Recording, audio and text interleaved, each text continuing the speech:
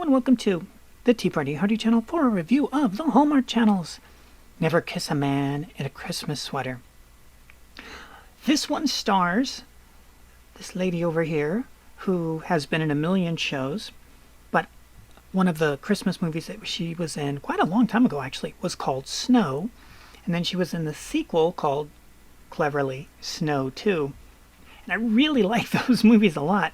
So I've seen them a bunch. So when I seen them, it's like, oh yeah. And it's funny because she's actually been in so many other Christmas movies since then, but much smaller roles typically. This is the first time I've seen her back in a full-fledged role in a while. The fellow on the left over here, he also is a veteran of the Canadian Christmas specials that we get flooded with down here in the States each year.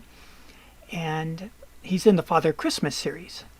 So yeah, so they're both in there.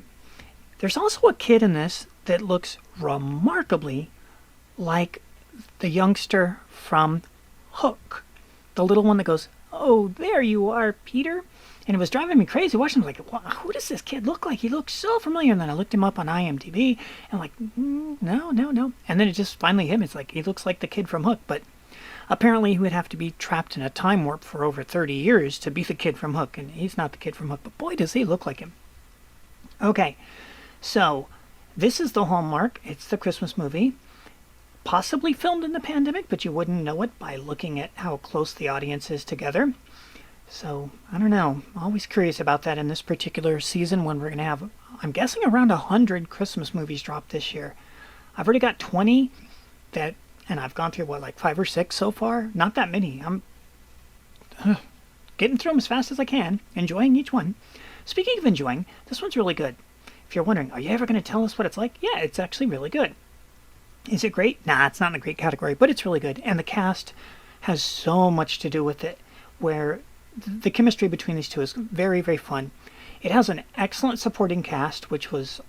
Hallmark's really been nailing it this year with some seriously decent acting from everybody. And they also are doing this year a lot of multiracial people in the cast, in an extremely normal way. No politics about it at all. They're just there. And, you gotta love it because it's like real life. It's like, okay, yeah.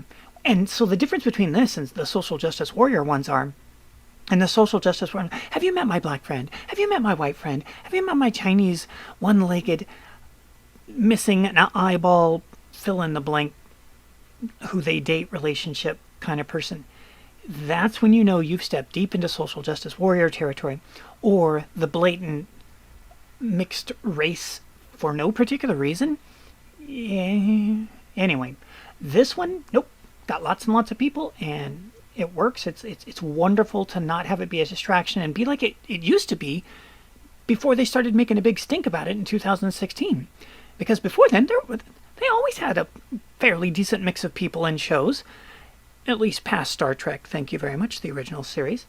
And they never made a big deal about it. And so anyways, yeah, so the cast is really good. Supporting cast is also... This is another one where the supporting cast is like, the characters are so good, you want to see a lot more of them. Like her best friend, this one, her best friend, oh my gosh, she's like, tell me more. She has a cool character. Maybe she'll get a spin-off one. So, yeah, it's really good. The daughter, she's also really good. This is the first time I've seen Hallmark address divorce instead of widow.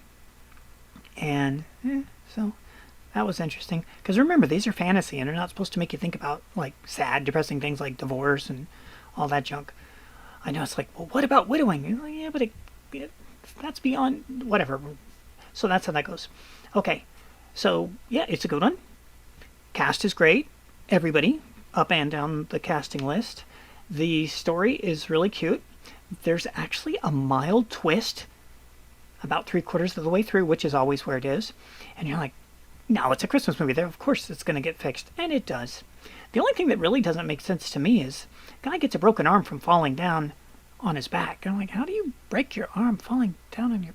Oh, well, whatever. It's not as bad as that other Christmas special where they were in the 4x4 with one wheel stuck in the snow. I mean, dude, it's a 4x4. Doesn't matter if one wheel's stuck. It's a 4x4. And they stood right next to the sign that said 4x4 on the truck. Different movie. Anyways, do check this one out if you have time. If you're looking for a, your traditional Hallmark feel-good movie and you don't want to be disappointed by a bunch of bad acting and stuff like that, nope, no worries. Storyline, well, boy meets girl. Everybody knows what happens by the end, always. That's why that twisted actory is like, yeah, I'm not that worried about it. Okay, thanks for watching, and we will see you in the future.